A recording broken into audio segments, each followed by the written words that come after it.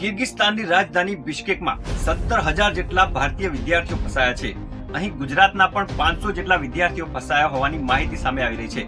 ત્યારે આ વિદ્યાર્થીઓ અહીં કેમ ફસાયા અને તેઓને બચાવવા માટે સરકારે શું પગલાં લીધા, આવો જોઈએ અમારા ખાસ રિપોર્ટમાં।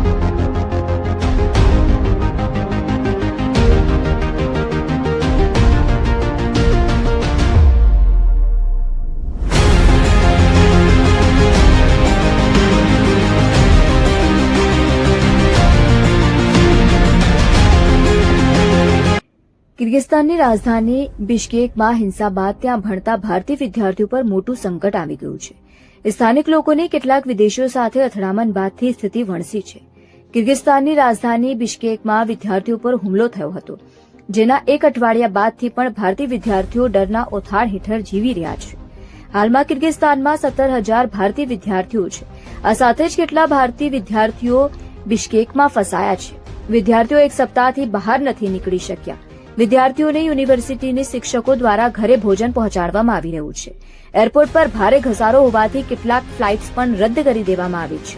ત્યારે વિદ્યાર્થીઓ ગુજરાત અને કેન્દ્ર સરકારને મદદ માટે અપીલ કરી રહ્યા છે। ગઈકાલે સુરતની રિયા લાઠિયાએ વિડીયો જાહેર કરીને ત્યાંની સ્થિતિનો ચિતાર આપ્યો હતો। ત્યારે હવે રિયાની માતાએ દીકરીને પરત લાવવા માટે પ્રધાનમંત્રી નરેન્દ્ર મોદીને અપીલ કરી છે। કિર્ગિસ્તાનમાં ભારતીય વિદ્યાર્થીઓ પર અત્યાચાર થઈ રહ્યા છે। સુરતની રિયા લાઠિયા અનેક વિદ્યાર્થીઓ સાથે કિર્ગિસ્તાનમાં ફસાઈ છે। ત્યારે રિયાએ કિર્ગિસ્તાનની સ્થિતિ માતા તથા પરિવારજનોને જણાવી હતી। માતાએ રિયાના માતા શર્મિષ્ઠાબહેને જણાવ્યું છે કે રિયા એમબીબીએસના બીજા વર્ષમાં છે।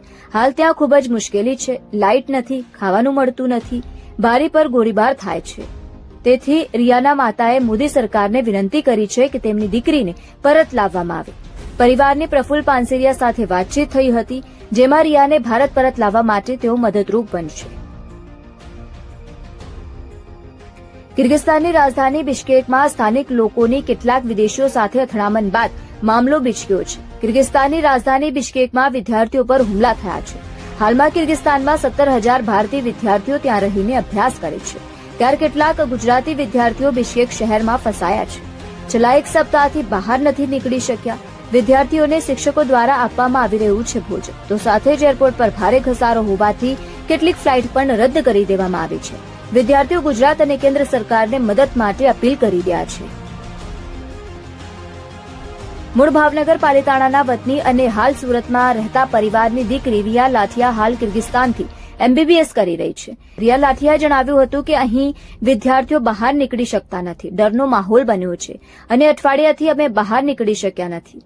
ફ્લેટનું બારણું પણ અમે ખોલી શકતા નથી। ઝઘડો જે થયું તે સ્થાનિક અને અરેબિયન વચ્ચે થયો હતો, પરંતુ તેમાં બાંગ્લાદેશ, ઇન્ડિયન અને પાકિસ્તાની વિદ્યાર્થીઓને વચ્ચે લાવવામાં આવ્યા હતા। કેટલાક લોકોને ઈજા પણ પહોંચી છે। અમને જમવાનું નથી મળી રહ્યું। યુનિવર્સિટી અમને મદદ કરી રહી છે, અમને જમવાનું પહોંચાડી રહી છે। ગુજરાતના 500 વિદ્યાર્થીઓ કિર્ગિસ્તાનમાં અભ્યાસ કરે છે। ત્યારે અહીં ફાટી નીકળેલી હિંસામાં બનાસકાંઠાના 8 વિદ્યાર્થીઓ કિર્ગિસ્તાનમાં 12 દિવસથી ફસાયા છે। ગુજરાતી સહિત ભારતીય વિદ્યાર્થીઓ કિર્ગિસ્તાન છોડીને ભારત પરત ફરી રહ્યા છે। તેવામાં બનાસકાંઠાના પણ 8 વિદ્યાર્થીઓ આવતીકાલે અમદાવાદ પરત ફરી રહ્યા છે, જેને લઈને વિદ્યાર્થીઓના માતા પિતા અને પરિવારજનોમાં ક્યાંક ચિંતા તો ક્યાંક દીકરા દીકરીઓ ઘરે પરત આવવાની ખુશી પણ જોવા મળી રહી છે।